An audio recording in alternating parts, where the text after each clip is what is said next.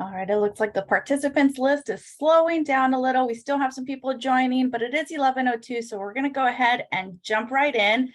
Good morning, everyone, and happy Wednesday. We've made it. It's hump day. My name is Judith Gutierrez, and I serve as a Communications and Public Affairs Manager here at the Student Aid Commission, or CSAC for short. And we are very excited to be holding our California State Budget Fiscal Year 2022-23 recap, where we will be providing an overview of changes made to the Cal Grant program, higher ed, and next steps. With us today, we have our amazing speakers. If we can head over to the next slide. Thank you. Marlene Garcia, who's our Executive Director, Jake Bribner, who's our Deputy Director of Policy and Public Affairs. You'll be hearing from them shortly, so I swear I will keep my piece short. But just wanted to, again, welcome you all to this amazing space. Thank you again for your time and your commitment to supporting our California students and the work you do every day. And the fact that you're here to learn more already says a lot and just excites us even more. Please note that questions will be saved until the end of our presentation. We have a short presentation for you all. Jake will be providing just an overview. And we will take verbal questions at the end or answer them verbally, but feel free to drop them in the Q&A box. And if you want to ping anything for us, chat should also be available. But if it's a question, please make sure to include it in the Q&A box located at the bottom of your screen so we don't miss it. After that, if you need anything, our awesome team is here behind the scenes. So please feel free to drop anything in the chat. And we hope you enjoy the rest of this webinar. So with that, I will ask that we remove the slide and hand it over to our Executive Director, Marlene Garcia, to provide some welcoming remarks. Thank you. Thank you, Judith, and welcome everyone. We're really pleased to host this informational webinar to recap key provisions of the California 2022-23 Budget Act pertaining to college affordability and financial aid. As Judith said, I'm Marlene Garcia. I'm the Executive Director of the California Student Aid Commission. This year was a landmark year for new investments in higher education and college affordability for students. We have not seen anything like this in recent years, so we're really thrilled and grateful to the legislature and the governor for focusing on these key priorities for the state's long-term economic and workforce development priorities, which is really what we're talking about, is getting people into the workplace with high-skilled jobs that help propel a strong economy for California going forward. As you know, the state expanded financial aid programs and took action to completely redesign the Cal Grant program, California's signature financial aid program, to more effectively meet today's students.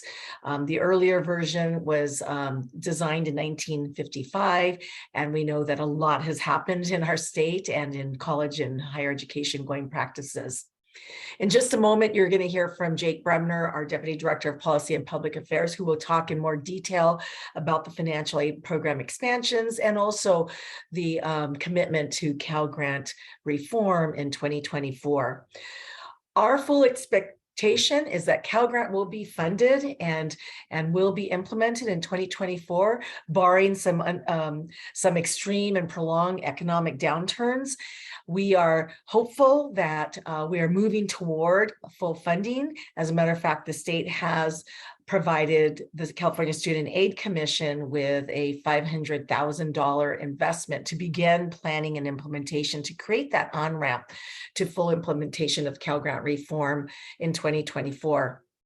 Let's also, though, remember that this new change, these recent actions really are built on the actions of last year, which the state and governor invested in Cal Grant entitlement for community college students, meaning that any student that has need and meets the requirements will automatically be eligible for a Cal Grant.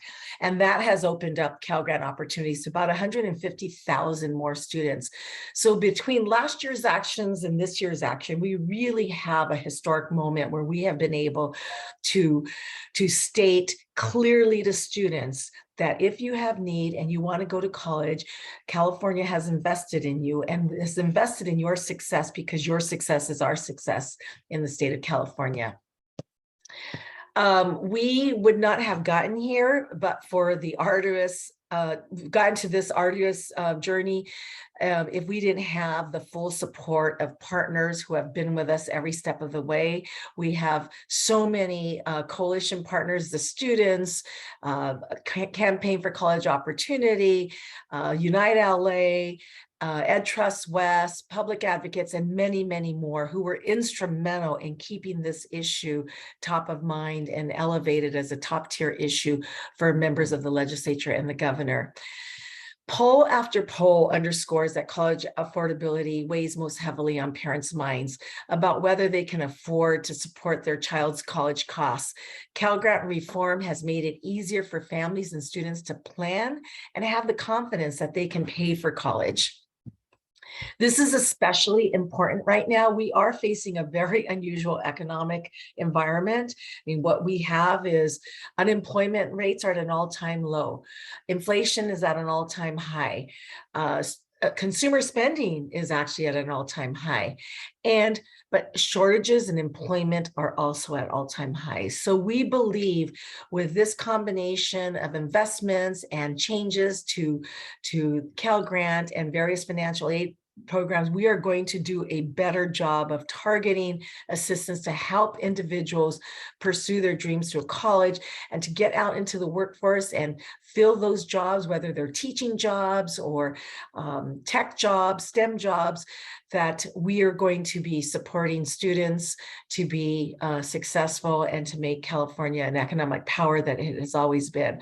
So I thank you all so much for joining us, and I'd like to turn it over to Jake Bremner, who will go over the details of these budget changes. Good morning, and thank you, Marlene. I'm really excited to join everyone today and to share really what is some great news for California and for our students from this year's state budget.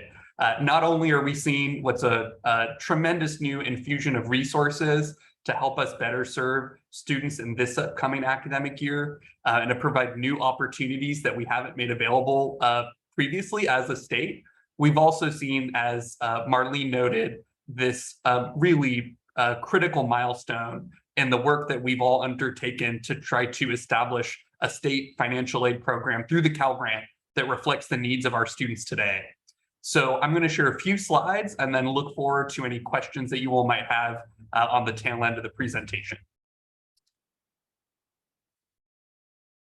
So first, and this will probably be a refresher for many of you who are familiar with, as I said, work that has really been years in the making and that so many key partners have contributed to. As Marlene noted, first and foremost, our student leaders, but also key partners in the legislature, the governor's administration, and other advocacy and research organizations like the Campaign for College Opportunity and Unite LA, who have helped us get to this point. First, before I give everyone a quick reminder on what exactly is reflected in the Cal Grant Equity Framework, I just want to note where there were still are barriers to student access to the Cal Grant program, despite the major step that we took last year to expand access for our community college students.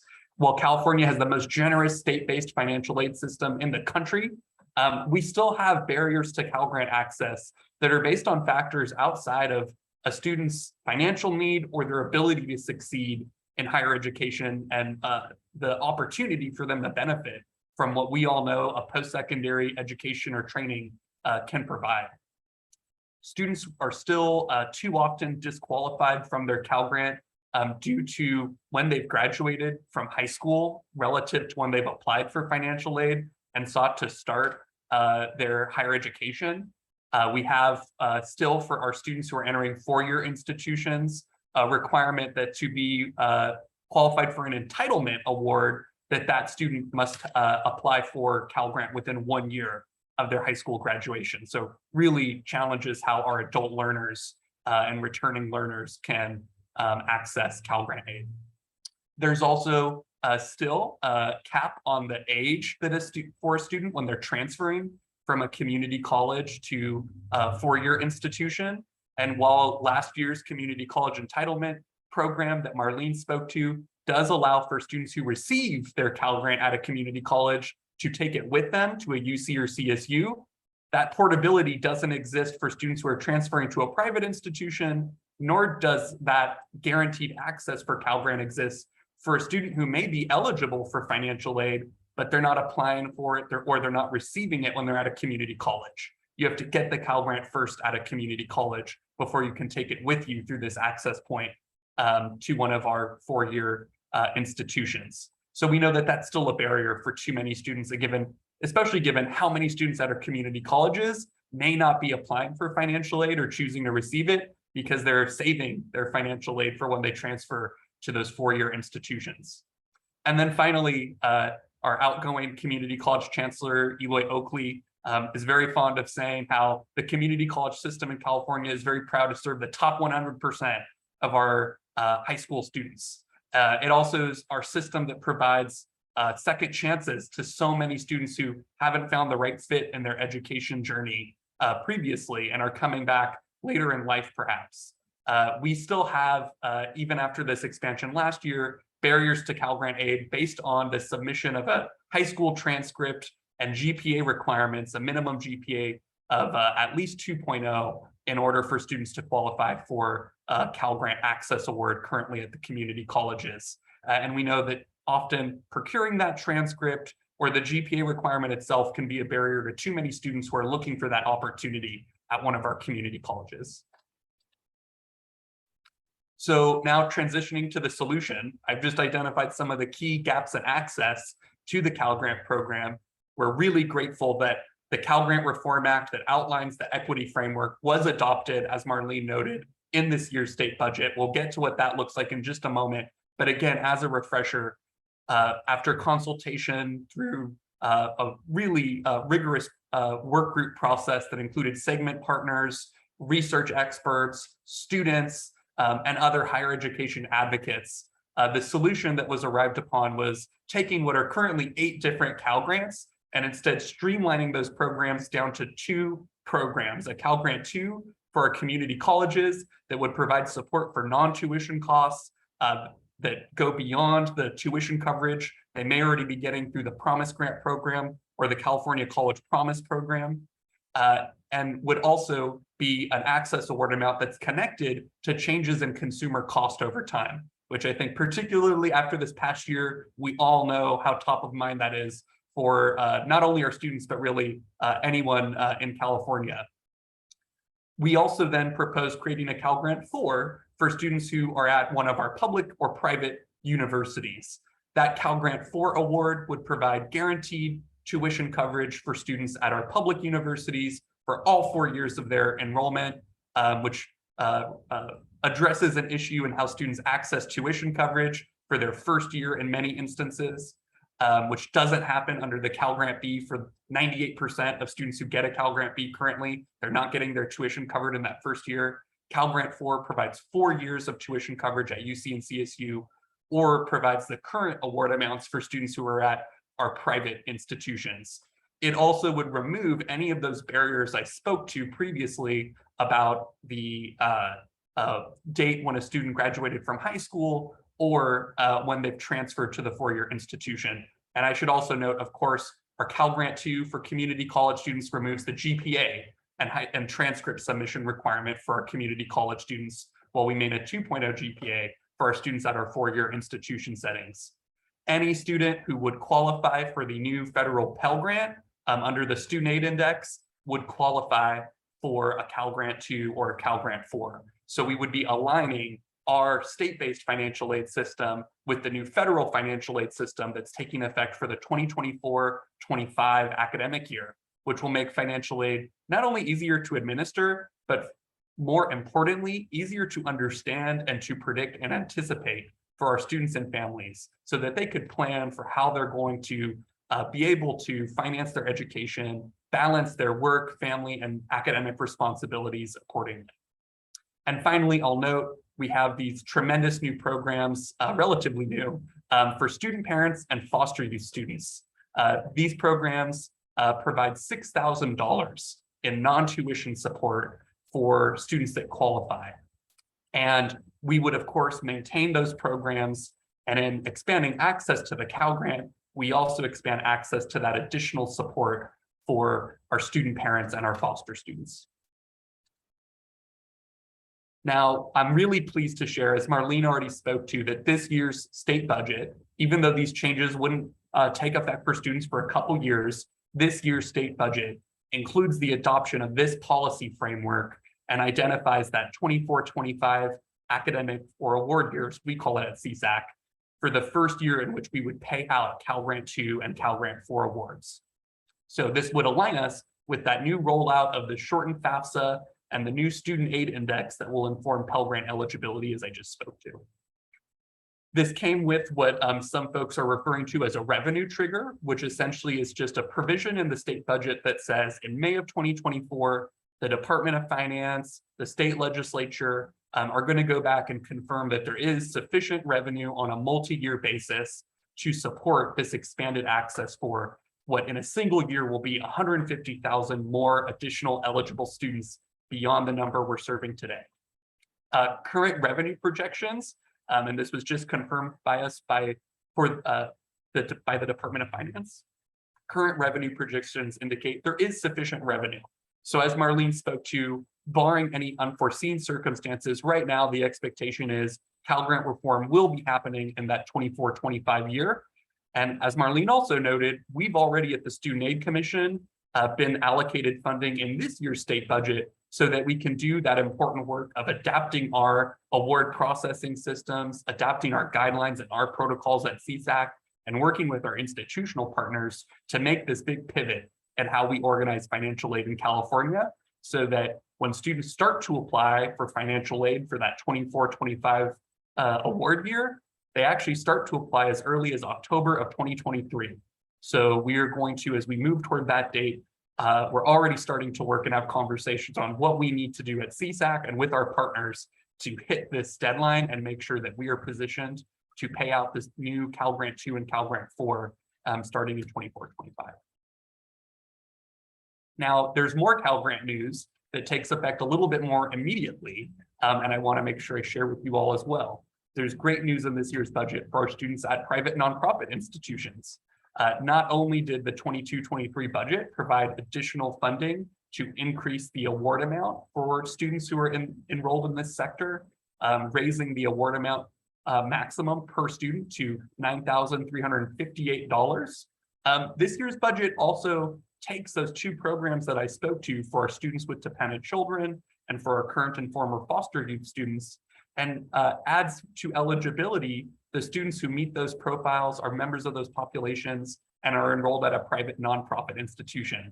Up until this change, those additional resources were only available to student parents or foster youth who are enrolled at a public college or university. So we're really looking forward to now providing this critical support to students who might be pursuing education in this independent college or university setting.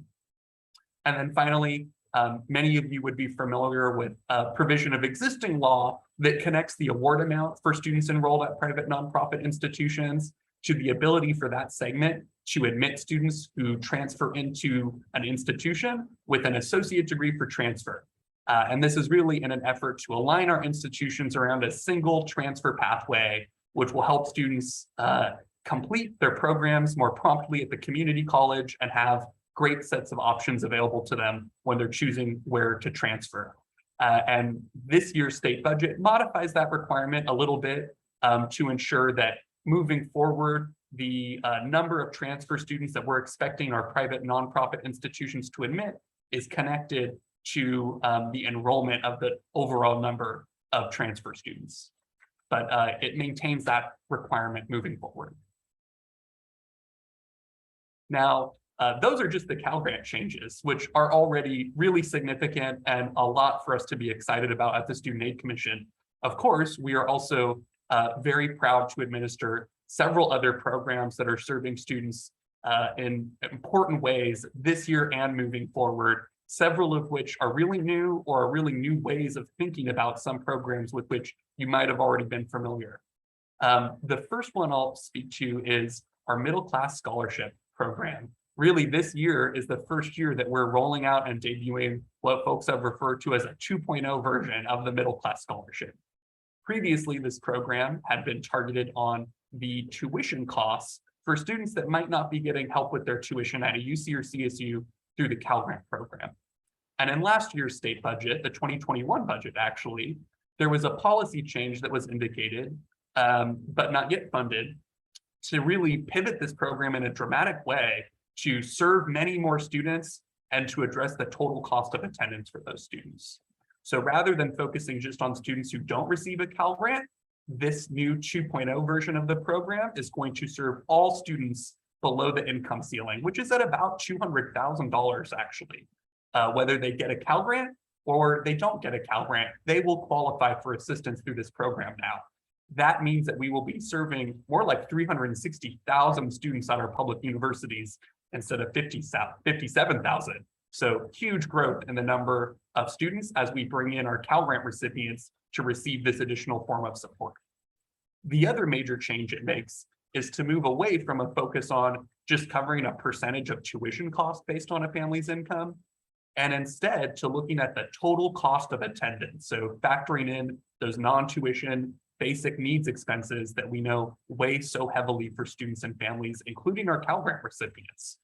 So the way this will work is that we're given an appropriation this year. It's actually looking to be $632 million in state funding to support this expanded version of the middle class scholarship program.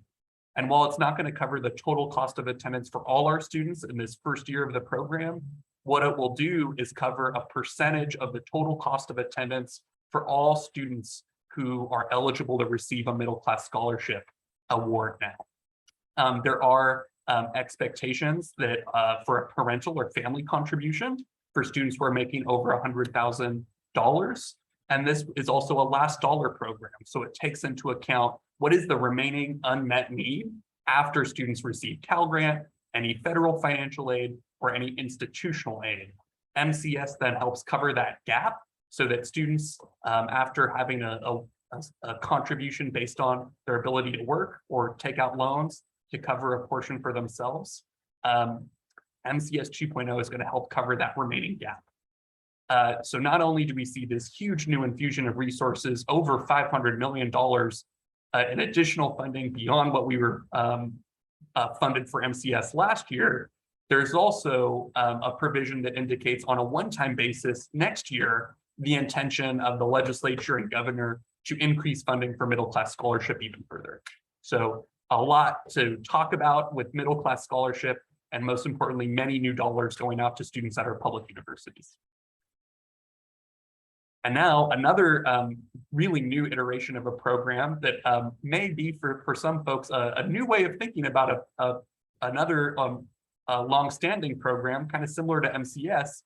The Learning Aligned Employment Program is really a totally different way for us to think about how we provide work-study types of opportunities to our students at public colleges and universities.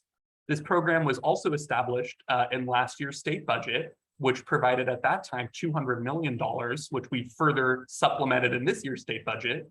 And the intention is for these funds to be distributed to participating public colleges and universities so that they can provide their underrepresented students with paid work-based learning opportunities that aren't the typical work-study jobs some of us may be familiar with, but instead are really employment opportunities within the student's academic subject area or that are connected to their career interests. And this program also prioritizes job placement opportunities for students that will help them access full-time employment upon graduation, and particularly within STEM industry clusters. So science, technology, engineering, and math, those high growth areas for us, particularly in California.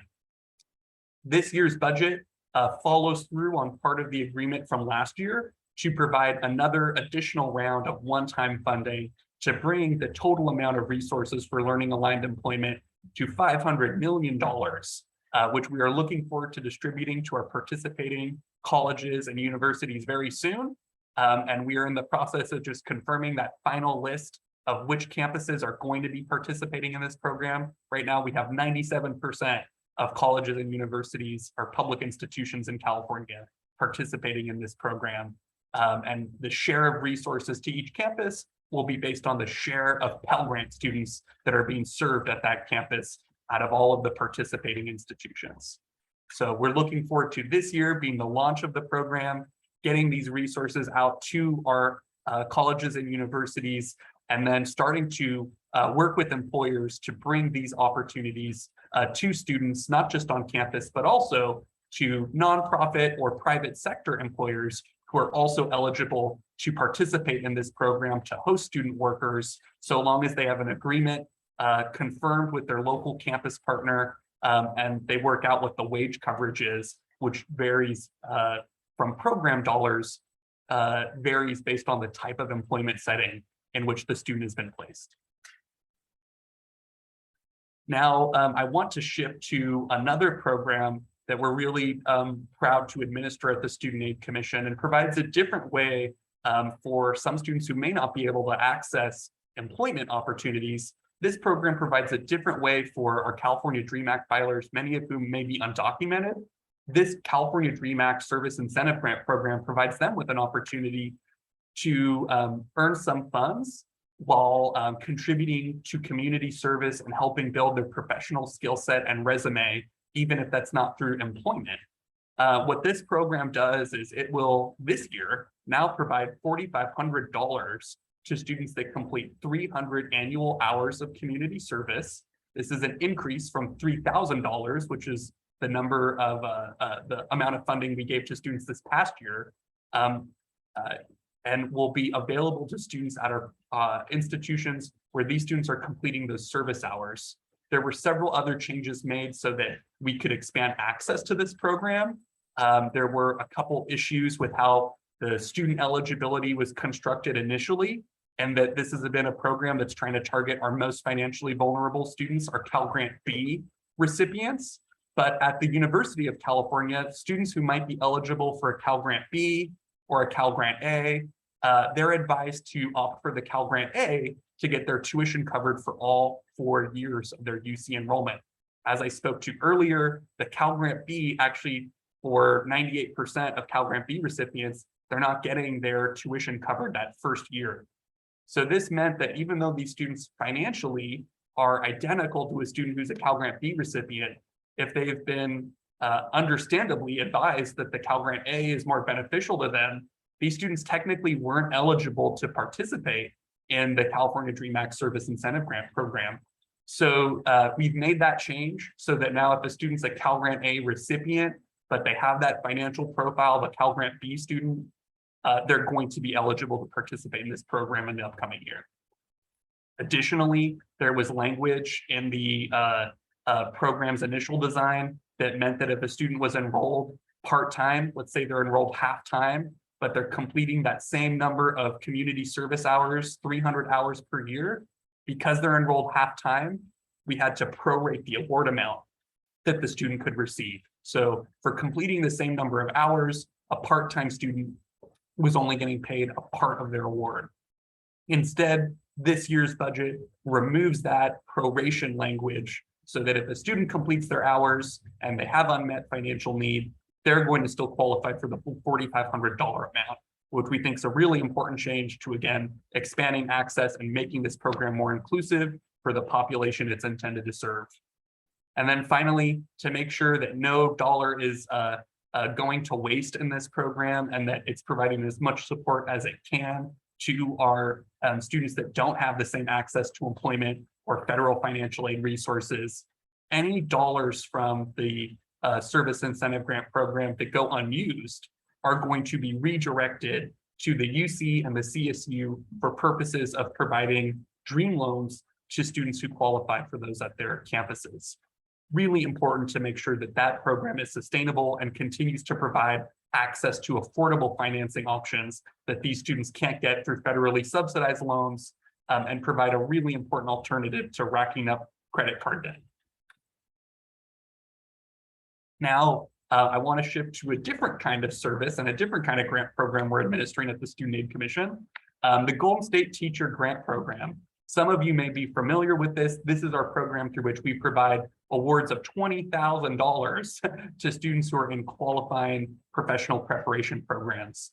The big change in this year's budget, we have $500 million that we were appropriated in the 2021 budget. for purposes of administering this program over a 5-year period.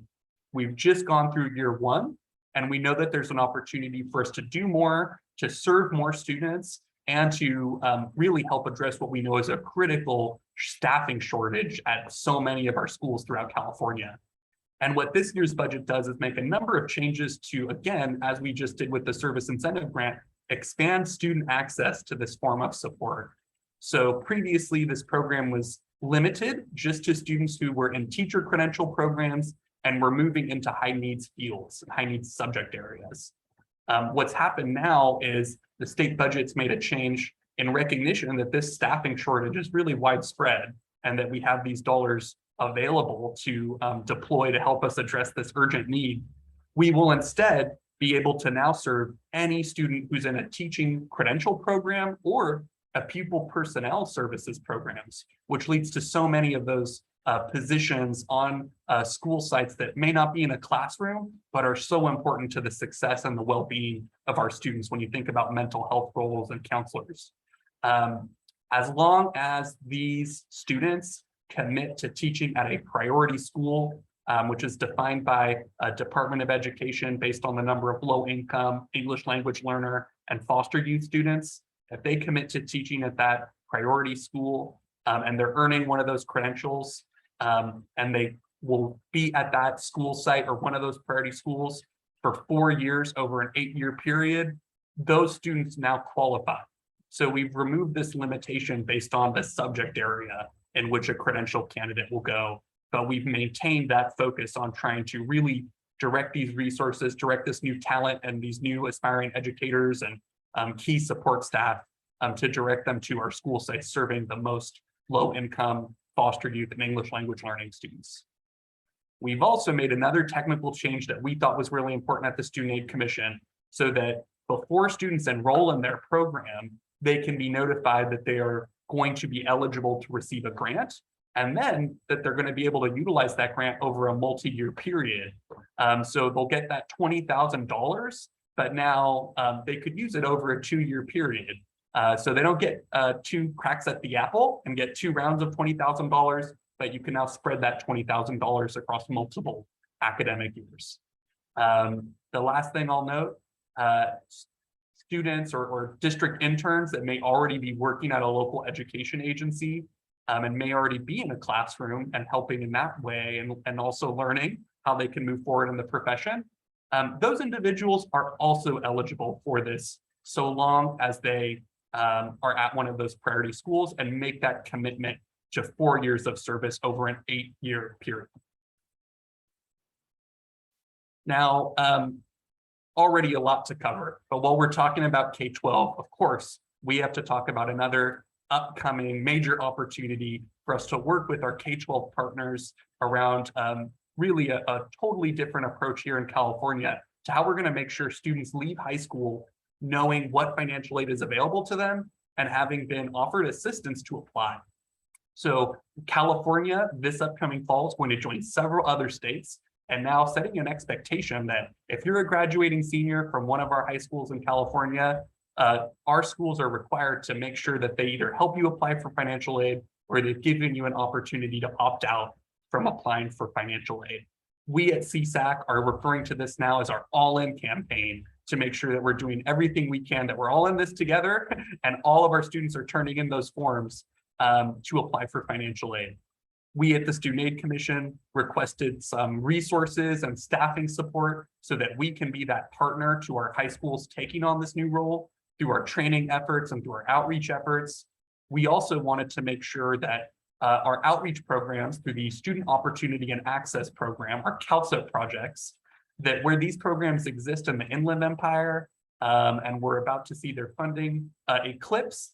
These were new projects established several years ago on a different funding cycle than the other outreach programs. We wanted to make sure that that work would be here to stay, particularly as we move into this new approach, this new universal approach to students applying for financial aid.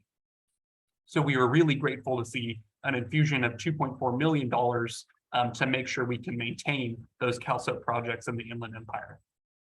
And then finally, we also saw $500,000 to create regional coordinating organizations that helped support Cash for College workshops where students could get help applying for financial aid in targeted regions throughout the state where we didn't already have one of our CalSO projects or an existing regional coordinating organization partner in an area, and where we knew that there were the most there's the most opportunity to help more students apply for financial aid and where completion rates may be lower than in other places.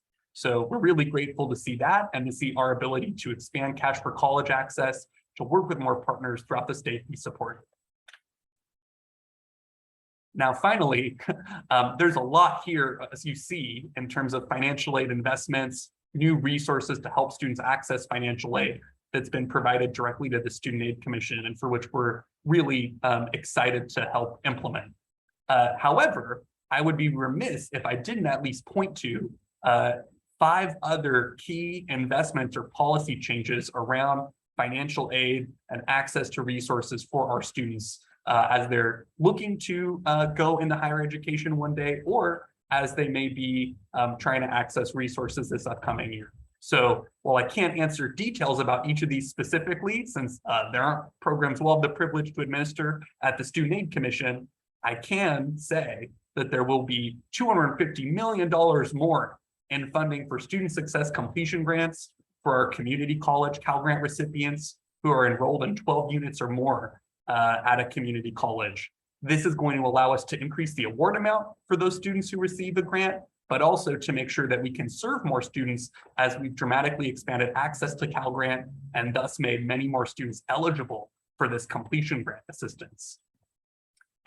Several of you may know that there was a significant investment in student housing projects in last year's state budget, $2 billion over a multi-year period to help our public colleges and universities construct, acquire, or renovate housing for low-income students. This year's budget saw another $200 million to help support those projects so that long-term, we can look at this cost curve for higher education and make sure we're not only providing more support to students, but that we're addressing those underlying drivers of cost. And of course, we know housing is one of those most significant drivers of cost for students, and too often leaves our students as housing insecure or even homeless because they can't find an affordable, safe place to stay.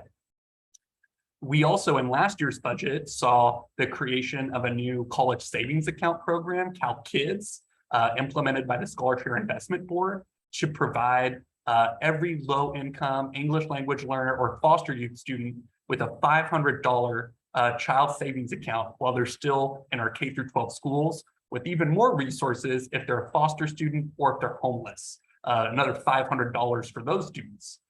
There's so much research and data about how important college savings accounts are to helping students think about what they're going to do after high school, on helping families start to save and identify how they can make that financing work. Not only did we see an investment of ongoing resources to support that program moving forward, as new students are entering our K-12 system, there were also resources that were appropriated for purposes of helping administer that program and do outreach around it.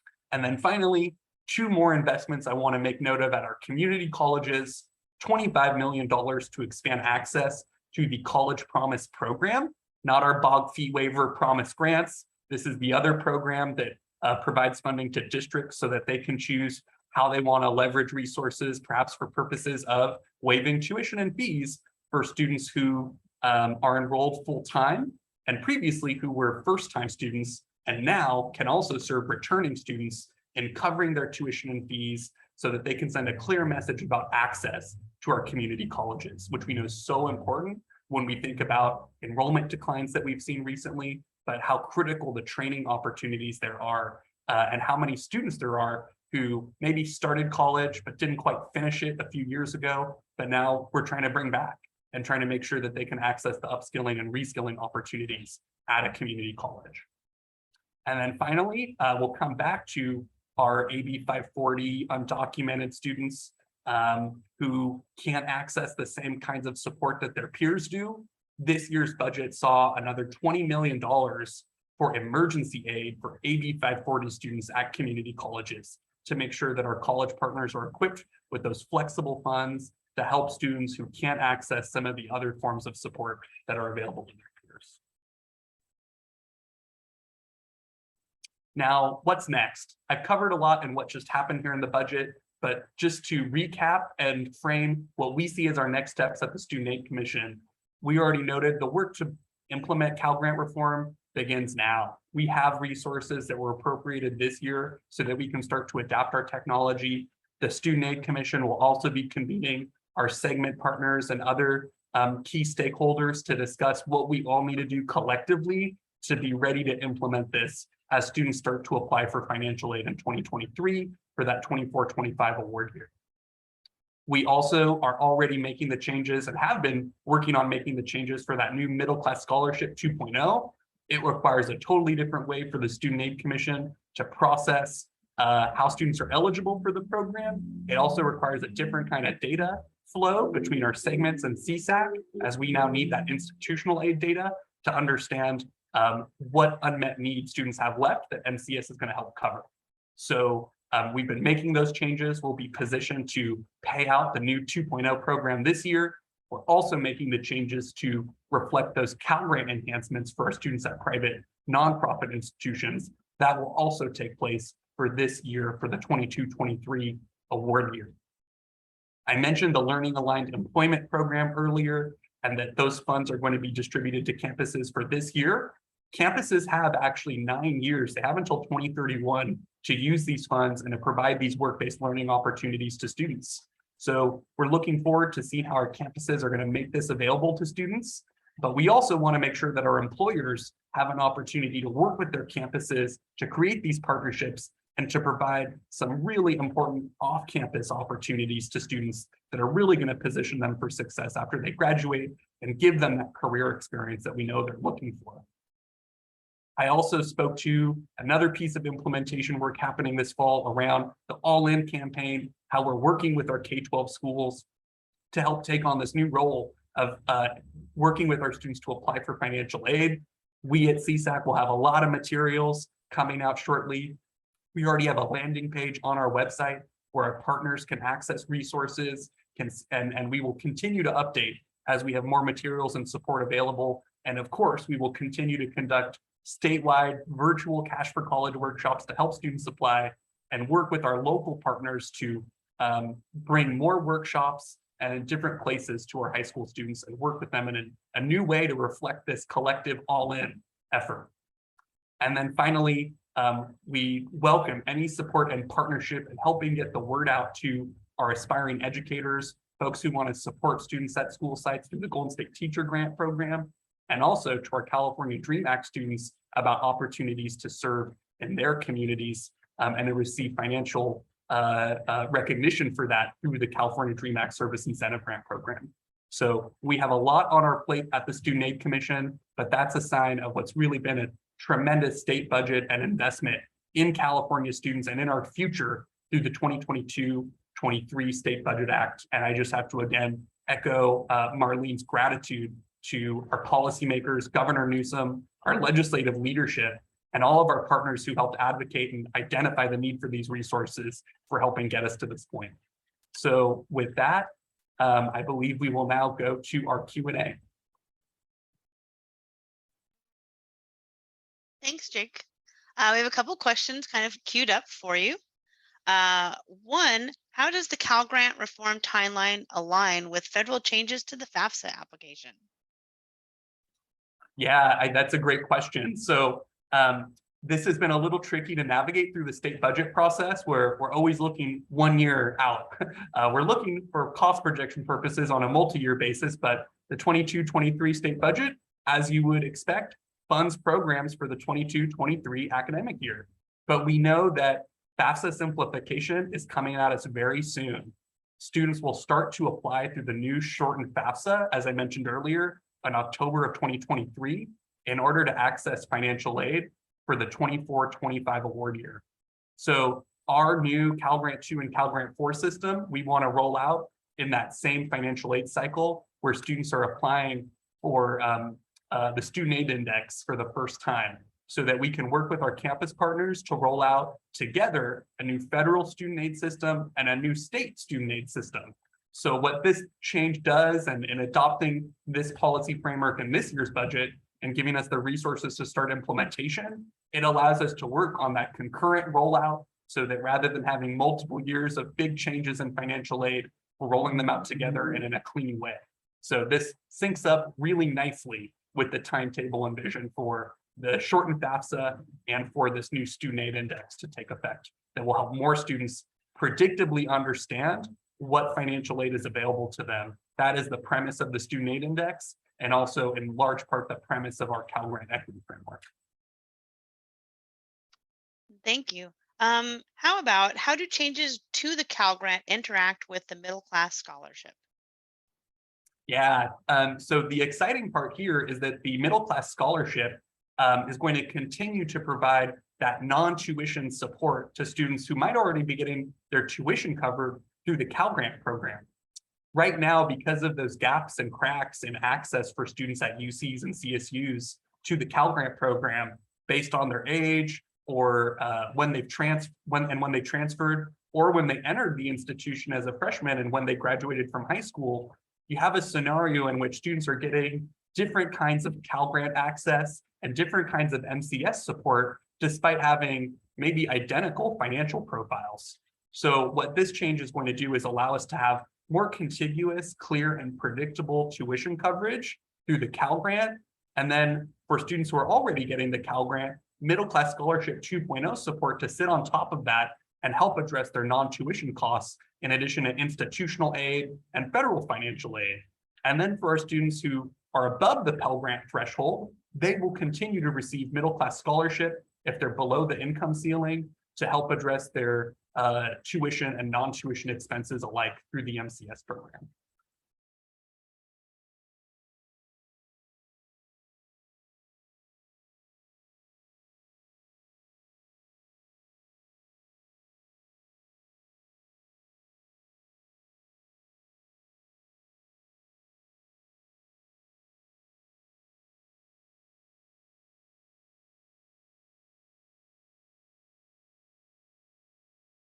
Oh, sorry, I was on mute, Jake. Sorry. Is the $6,000 access award for foster youth extended to students attending independent institutions in the academic year 22-23? And they're trying to see when that will go into effect if they're reading the bill correctly. Yes, that's correct. That additional access for student parents and foster youth students is going to take effect for this upcoming award year. And we're working on programming those changes as we speak. Thank you. I think that can be our last question. I think we'll go back to Judith to close out.